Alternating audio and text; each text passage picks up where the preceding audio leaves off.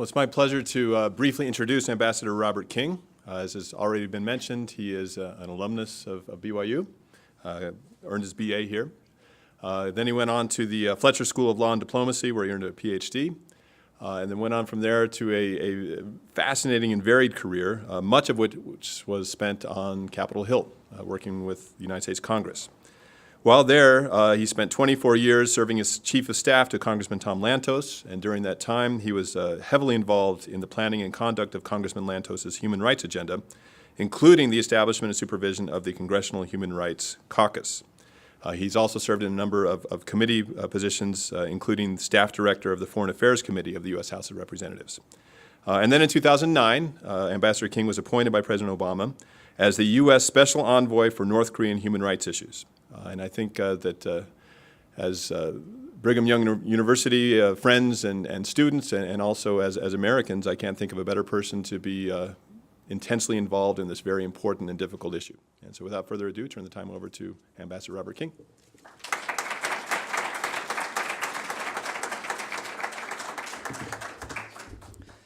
It's a pleasure to be here at the Kennedy Center. I can remember the university before the Kennedy Center was here, which dates me.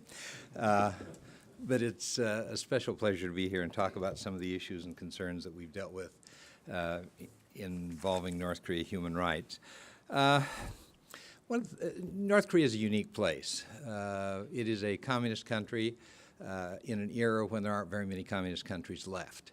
It is an authoritarian state, a communist authoritarian state with a hereditary family that's been running the show for 3 generations. And in many ways, it's one of the more difficult countries to deal with. What I'd like to do today is talk with you a little bit about the human rights issues, the human rights problems in North Korea, and then talk about some of the things that we're trying to do to deal with them. First of all, in terms of rights that we consider fundamental, the right of free speech, the right of free press, is something that is particularly fundamental to our conception of democracy and to our conception of what a country should be like. The thing that's interesting about North Korea is that's probably one of the areas where there is virtually none. North Korea is a place where all of the media is under government control. It is illegal in North Korea to listen to radio broadcasts from foreign countries. It is illegal to buy a radio that has the capability of being tuned to any stations other than the official government channel. It is illegal to have a television set that can be tuned to other channels. There are not many television broadcasts that reach North Korea, but there are some from China. So this is a place where freedom of speech is very much constrained. This is a country that only 4 years ago got cell phones, a country of 24 million people that now has 1 million cell phones. 0.4 cell phones per person. The thing that's interesting is to compare that with South Korea. These are people, same history, same culture, same background, same genetic inheritance. In South Korea, 1.3 cell phones per person. This gives you some contrast of North Korea and of freedom of speech in North Korea. And it's particularly difficult because when you get a cell phone in North Korea, you cannot make calls out of North Korea. This is a cell phone that you are allowed to make calls, or you're only able to make calls to other North Koreans who have cell phones. If you happen to be a foreigner in North Korea, you can get a cell phone, but your cell phone, as a foreigner, will only call other foreigners who have cell phones. The British ambassador says it's a very frustrating situation. He has a cell phone. His North Korean driver has a cell phone, but they can't talk to each other. You wonder why he's late to many occasions? Well, we'll not get into that. One of the things that gives you some idea of the constraints on free speech, I happened to be in Pyongyang the only time since I've had this job about 15 months ago. I stayed in one of the nicer hotels, the government hotel, sort of a rundown Holiday Inn. There are numbered rooms, but between each numbered room, there is a door. Now, don't know what's behind it because I tried the handle a couple of times and it didn't open. But in each room, of course, there's a mirror on the wall. And I was very careful to undress in other places, and I was very careful never to say anything that I didn't want the North Koreans to know about fully. This is a place where there are specific people appointed in your apartment block or in the place where you work to keep track of everybody and what everybody is doing. You know who these people are, and if you're doing something, you may want to report to them if there's any question about what you might be doing. But there are also a much larger number of people who report on each other, and you don't know who they are, and you don't know what their connections are with the state security system. You will never meet with a North Korean alone. There will always be two North Koreans. Doesn't make any difference what the conversation is, there are always two of them there to keep track of what they are saying to each other and what they are saying to you. Freedom of speech is something that for us to deal with is not easy. One of the things that we do, and we put a considerable amount of money in it as the United States government, is to provide information into North Korea through broadcasting. We broadcast Voice of America, we have Radio Free Asia, we also support what are called defector radios, i.e. radios that are run by North Koreans who live in South Korea, in an effort to get different voices into North Korea. Now, in spite of the fact that there is great risk in listening to foreign radio, about 27% of people in North Korea listen to foreign radios. This is based on studies that we had conducted at the State Department the last year.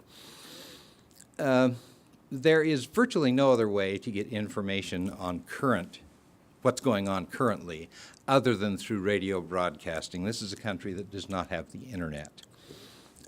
Virtually no access to the internet available to North Korean citizens. There are a few officials in certain government ministries that are allowed access to the internet that is heavily and carefully monitored. So for us, radio is one of the few ways that we have of getting information in. And in spite of the fact that, for example, one of my earlier jobs was with Radio Free Europe in the era when we were broadcasting into Central Europe, when it was a communist area, we would have in Warsaw 60% of the population listening to Radio Free Europe on a regular basis. In Budapest, it was probably 50%. If there were a crisis going on, listenership would go up to 80 or even 90%. In South Korea, much tougher. If you listen to foreign radio, you do it at night, under the covers, and usually without your spouse knowing that you're listening. So this gives you some indication of the problem of dealing with free speech and with information. Second issue is freedom of religion. Not the same kind of problems as you have with freedom of speech. It basically doesn't exist in Pyongyang. Christianity had some influence in Korea, and in the late 1800s up through and even in some cases partly into the Japanese occupation during as late as the 30s, there were Christian missionaries, mostly from the United States, in the Protestant area, and also Roman Catholic missionaries who were in Korea. Pyongyang was known as the Jerusalem of the East. It was one of the most influenced by Christianity countries in Asia, other than places like the Philippines, where there was a long, strong Catholic tradition. And there are a number of people who've had experience. The schools in Pyongyang were particularly well known. Ruth Graham, the wife of the Reverend Billy Graham, was the daughter of missionaries who were in Korea. She went to school in Pyongyang, and the Graham ministries have had a continuing interest in North Korea and in Christianity. In South Korea, large mega churches with huge memberships, active participation. Christianity is does not come close to covering half the population in South Korea, but Christians tend to be disproportionately influential in South Korea. In North Korea, which was somewhat more Christian than South Korea, there are now 3 churches. There's a Protestant church, a Catholic church, and a Russian Orthodox church. From what we've been able to determine, I've never been in Pyongyang on a Sunday, so I haven't been able to attend services, but those who've gone to services on Sunday comment that there are North Koreans who attend the services. They are brought in on buses, and they look more like tourists than parishioners. Gives you some flavor of what the lack of freedom of religion is like there. We've continued to press, as the United States government, on North Korea to allow freedom of religion. It's not something that's easy to do. We have an annual report that is produced by the State Department, the report on international religious freedom. Countries are identified as countries of particular concern if there are restrictions on freedom of religion. And North Korea has been declared a country of particular concern, along with countries like Saudi Arabia and others. We have not been able to do a great deal in terms of influencing North Korea in spite of our interest and efforts on this area. Sanctions that might come with being declared a country of particular concern are not particularly relevant in North Korea because North Korea is under such heavy sanctions because of its nuclear programs that the additional sanctions that come with religious freedom are quite weak in comparison. But that's an area of concern in terms of religious freedom in North Korea. A third area of human rights concern is the concern with the rule of law, with judicial procedures, with trial, where you have a process for making decisions that are free, fair, open, and based on objective information. North Korea does not have a system that functions in that fashion. Rule of law is not part of the tradition that has been in place under the current government in North Korea. One of the things that's particularly difficult is that large numbers of people are sent to prison. There are a number of political prisons in North Korea. Estimated that there are between 130,000 to 200,000 people in political prison camps. These are the numbers, when you look at the number compared to the population of North Korea, probably larger percentage-wise than you had in Stalinist Soviet Union. This is a country that has draconian procedures for dealing with people who are sent to prison, mostly for political causes. This is a country where there's a 3-generation program. If you are found guilty, well, you're never found guilty. If you are sent to prison, you, your spouse, your parents, and your children will join you. You won't live together because you're separated and you're put in situations of forced labor. But this guilt by association is something that we find particularly, I think, outrageous. It's the kind of thing that most of the people who are in North Korean prisons never really know exactly why they have been sent there. There was a woman who spent some 20 to 30 years in a North Korean prison camp. She, with her husband, with her parents, with her children, were sent there, and she found out when she was released that the reason she was sent there is because she knew the woman who was the second wife of Kim Jong-il, the second generation of the Kim family to rule North Korea. This woman had Japanese Korean background, and in Japan, or in North Korea, Japan is not particularly well regarded. The government did not want it known that Kim Jong-il's wife was this Japanese Korean woman. And the result was that anybody who knew her and knew of her relationship with Kim Jong-il was sent to prison. There's been a number of reports that have been released in the last little while which deal with the prison camps and the situation in North Korea. The Committee on Human Rights in North Korea, an American NGO, recently published a new edition of the book called Hidden Gulag, which describes in considerable detail with Google Earth maps identifying places where prison camps are located and so forth. Probably the most widely known publication that just came out on North Korean prisons is called Escape from Camp 14. It's a book that was written by a particularly well-known Washington Post journalist, Blaine Harden, and he basically interviewed Shin Dong-hyuk, a young man who was in one of the prison camps. It's referred to as a complete control camp, and talked about his experiences in the camp. Shin Dong-hyuk was born in the camp. This is a kid who, from birth, was put in a prison camp and kept there and was told, as everybody in the camp was told, there was no hope that they would ever be released from the camp. This young man was the son of a man who was sent to the prison camp. His wife also sent independently to the prison camp. They were allowed to marry because they were good prisoners. His father, Shin Dong-hyuk's father, was sent to the prison camp because he had a brother who defected to the South and ended up in South Korea. His mother was sent there for similar reasons. She had not committed any particular crime, but she had a relative who had. He was spent a couple of years, early years with his mother, and then was taken away and raised basically like an orphan. He saw his mother periodically, but very seldom. Life in the camp was tough. As a young teenager, he was told to carry a heavy piece of machinery up 3 flights of stairs to another location. It was much too heavy for him to carry. And in the process of trying to carry it, he dropped it and damaged the equipment.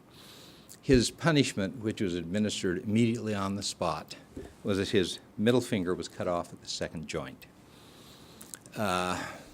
This young man was taught while he was in the prison camp, as all prisoners were taught, that the worst thing that anybody can do is to try to escape from the prison camp. And every prisoner was taught that if you find out or hear of anybody trying to escape from the camp, your duty is to immediately report it to a guard. Shin Dong-hyuk found out that his mother and brother were planning on escaping from the prison camp. And as he was taught, he reported this to the guard. He was taken to a place where prisoners are tortured, where hooks were put through his flesh, and he was suspended over coals, hot coals. He could smell and hear the flesh sizzling as he was being punished, to try to find out what he knew and how much he knew and why his mother and brother were leaving and so forth. Finally, after a week or 10 days of being punished and tortured, he was taken to an open field in the camp yard. There, all of the other prisoners in the camp were assembled, and his mother and brother were brought before the camp. His brother was executed by a firing squad. His mother was hung. And the camp were dismissed. This is something that is not infrequent in the prison camps in North Korea. There are a number of accounts of public executions taking place. Shin Dong-hyuk met another prisoner who had actually been out of the prison for some time, or had been in the larger North Korean society for a time before he'd been in prison. He'd been in prison for having gone to China. He was returned, was put in prison. And Shin Dong-hyuk was raised in such a way that he had no idea what China was or that there was a China. His assumption was that everybody was in the same situation that he was in. The man told him about what life was like in China, and the thing that probably affected him most was the fact that food was available.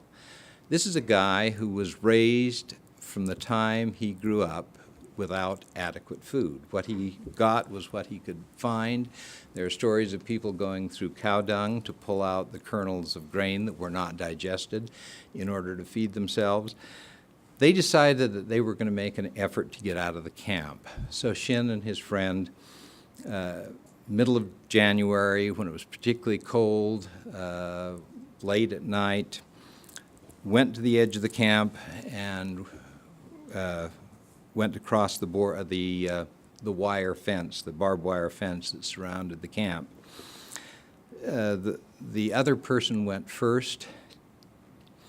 Shin saw sparks and watched as the man was electrocuted trying to cross the fence to get out of the camp. Shin didn't know what to do. He didn't know what life was like outside the camp. He also knew that he didn't want to go back to the camp. He climbed across the man's body, was able to get outside the camp, and spend another year traveling around North Korea until he was finally able to make it to China and eventually made it to South Korea. His experiences are not atypical.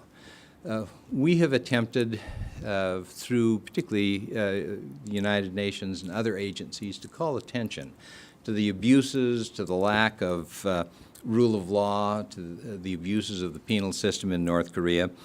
There's a special rapporteur on North Korea human rights who reports on these issues, and he has reported on these kind of problems in a number of cases. And we continue to try to work in terms of dealing with that same problem. The fourth issue is freedom of movement, which is a particularly important one for Americans. We like the idea of being able to go when and where we want to. In North Korea, travel is very restricted. You're generally in North Korea not allowed to go outside the county where you live without having some kind of document that gives you permission to go there. Going to the capital is even more difficult.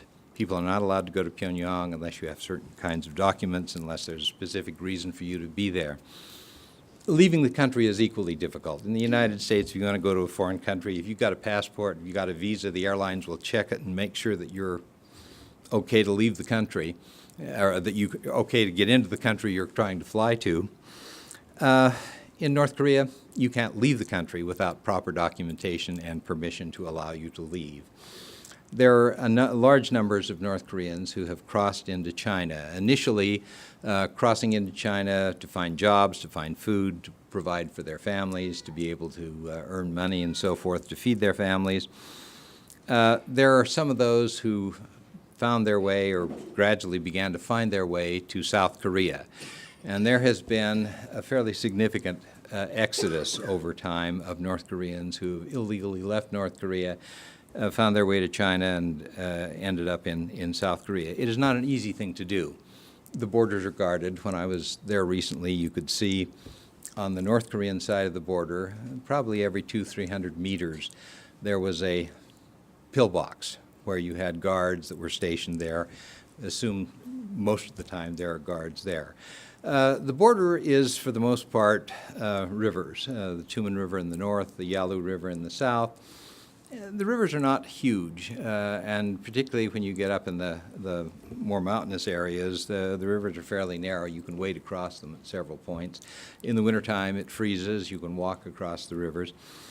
And there are numbers of North Koreans who have done that. Once you get to China, not particularly easy. The Chinese are supportive of the North Koreans. They have agreements. And if you are caught by the Chinese when you're in China, if you're North Korean, don't have the proper documentation, you will be returned to North Korea. If you are returned to North Korea, you are sent to a re-education camp, prison camp, and are subject to fairly severe punishment. It's not an easy thing to get out of North Korea. Nonetheless, there are somewhere around 2,600 to 2,800 North Koreans a year for the last several years who have been able to leave North Korea, get into China, make their way all the way through China to Southeast Asia, and get out of China there and find their way to South Korea. It's not an easy thing to do, as I've said, and there is definitely a risk. There's a resettlement camp, that's the wrong word. There's a training center where they help North Koreans adjust to what life in South Korea is like. It's called Hanwon. They bring people in. They teach you how to use money. They teach you how to find a job. North Korea is a place where everybody has a job, nobody does much work, and nobody gets paid much. South Korea makes the United States look wimpy in terms of its intensity of the competition. This is a place where children will stay home at night and during the day, and their mothers will bring food to them so that they don't have to get up from the desk from studying to go eat. This is a place where it is intensely competitive, and there's a real adjustment for North Koreans coming into a society where you have to find a job, where you have to earn money, and so forth. So there's an opportunity for people there to find out what life in South Korea is like and to help them to adjust to it. I happened to meet with a group of women when I was there 3 months ago, 6 women who had recently arrived in South Korea from China. We talked about what their experience was, what had happened, how they'd made the decision to go, how they'd been able to get out. One of the questions that I asked them is, was this your first attempt to get out? All 6 of them said no. They had tried at least once to get out. They had all been returned, they had all been punished, but they had nonetheless made another attempt. One woman had tried 6 times before she had finally succeeded. She said, when I tried the 6th time, I decided that if I didn't make it out, I would not go back to North Korea. I brought arsenic with me, and I would have taken my life rather than go back to North Korea. Her concern was, now that she was in South Korea, how could she get the child that she had to leave behind so that her child could be with her? This is a tough situation, and leaving North Korea is very difficult. We work very closely with the South Korean government in terms of helping refugees to leave North Korea to the extent that we can do that. We have raised the issue with the Chinese on many occasions. It's a tough situation. It's difficult to get out.